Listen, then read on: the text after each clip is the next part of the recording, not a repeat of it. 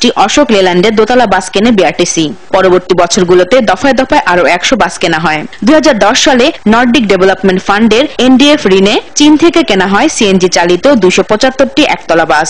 113 কোটি 63 লাখ টাকায় কেনা এসব বাসের মধ্যে প্রায় 100টি এখন বিকল হয়ে ডিপোতে পড়ে আছে।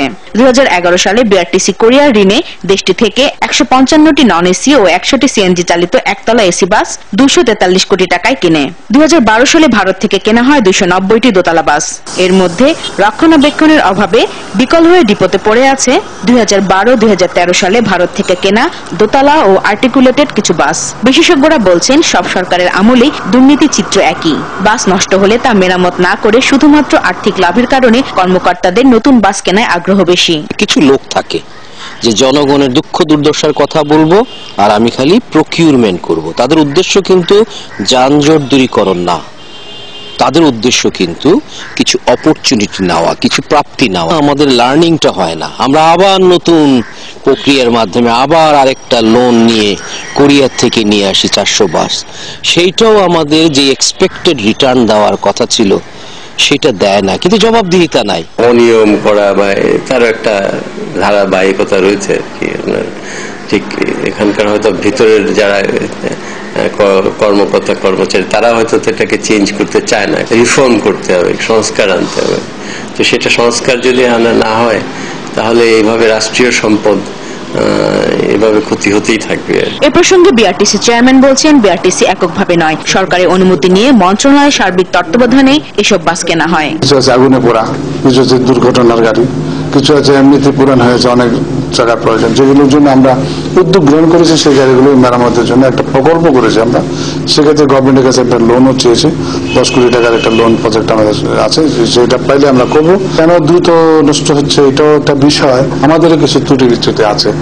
প্রপার মেনটেন্যান্স না করা, ডেলি মেনটেন্যান্স ডেলি না করা, আজকে ছোট্ট একটা গ্লাস ভাঙছে, কাল আজকে বিকালে যদি মেনটেন্যান্স করে ফেলতো তাহলে যাও না, পরের দিন আরেকটা ভাঙার অপেক্ষা আছে। এরকম যে ভাঙছে এটা আমাদের কিছু ট্রুলি বলতে আমাদেরও টেকনিক্যাল বলেন, ম্যানেজার লেভেল বলেন, ডিপো লেভেলে আছে, তাদের কিছু ট্রু ফল্টস আছে। অভিযোগ আছে ভারী মেরামতের জন্য আসা অনেক গাড়ি ডিপোতে এসে আরো অকার্যকর হয়ে যায়। উন্নত গাড়ির যন্ত্রাংশ চুরি ও বদলে দেওয়া হয় হরহামেশাই।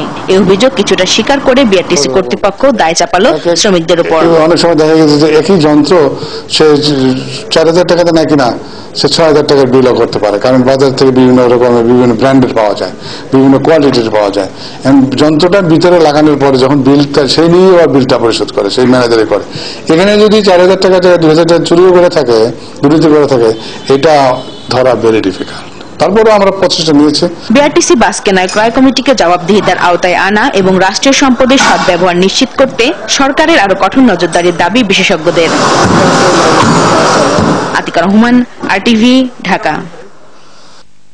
দর্শক, গেল সপ্তাহের উল্লেখযোগ্য ঘটনা নিয়ে আমাদের নিয়মিত সাপ্তাহিক আয়োজন আলোচিত খবর জানাচ্ছেন জয়নাল আবেদিন।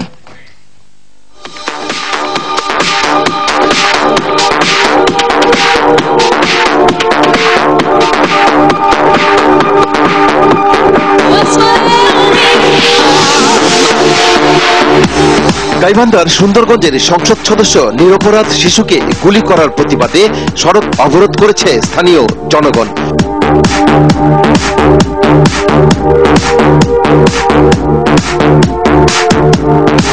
জনগণের সেবার মহান পেশা চিকিৎসক হিসেবে মেডিকেলে ভর্তি পরীক্ষার প্রশ্নপত্র ফাঁস হয়েছে এমন অভিযোগে পরীক্ষা বাতিল এবং আবারও পরীক্ষা নেওয়ার দাবিতে শিক্ষার্থীদের আন্দোলন আর প্রতিবাদ।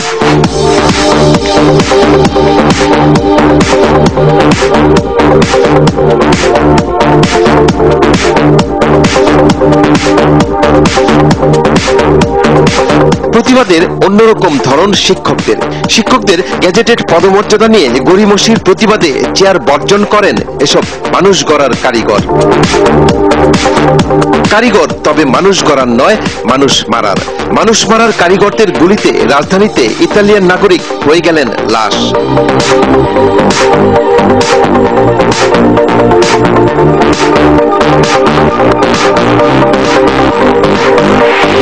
লাশ বনে গেলেন প্রশ্নপত্র ফাঁসের অভিযোগে র্যাব হেফাজতে থাকা অবস্থায় অসুস্থ হয়ে বিশ্ববিদ্যালয় মঞ্জুরি কমিশনের সহকারী পরিচালক।